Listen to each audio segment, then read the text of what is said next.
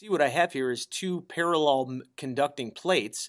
It gives you the separation of the two plates here and the plate area right here. And I've got them connected to a battery.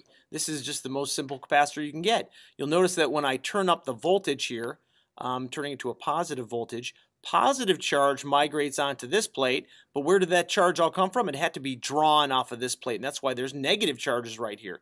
Positive charges pulled off there and pulled into there. So you can see that the charge magnitude is the same on both plates, although one plate's positive and one plate is negative.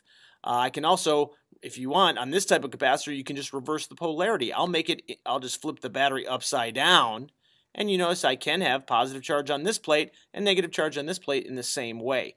Not every capacitor can you do that on electrolytic capacitors. You have to polarize them a very specific way.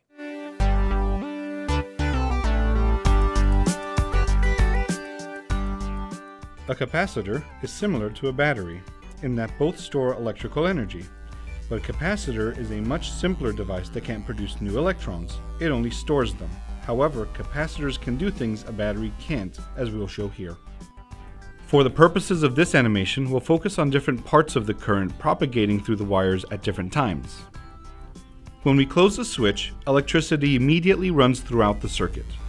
Although the convention is to think of electrical current as moving from positive to negative, electrons actually move from negative to positive, as we represent here with yellow particles. As you can see, the battery is not much good at powering this motor to lift this weight, because it discharges gradually, much more slowly than would a capacitor with the same charge. Here we'll learn why a capacitor is much better suited to such a task than a battery. Like a battery, a capacitor has two terminals, positive and negative. Inside the capacitor, the terminals connect to two metal plates separated by an insulator that keeps the plates from touching each other and allows them to hold opposite charges, maintaining an electric field. Capacitors can be useful for storing and quickly discharging electricity, so you can power, for example, an electric motor as we'll show here. First we need to charge a capacitor. By closing the switch, we create a circuit that includes both the capacitor and the battery. Electrons flow from the battery to the capacitor where they are stored. Here, a yellow glow represents the increasing charge held by the plate.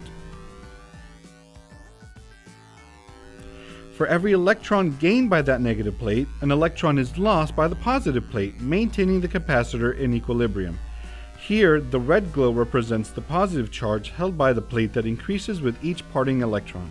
The capacitor continues to charge until it attains the voltage of the battery charging it. Now that the capacitor is fully charged, let's put all that stored energy to use.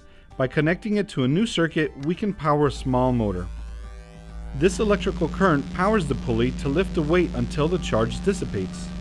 The electrons on the capacitor's negative terminal are drawn to its positive terminal. They rush along the path that leads there, straight through the motor. Let's watch this again.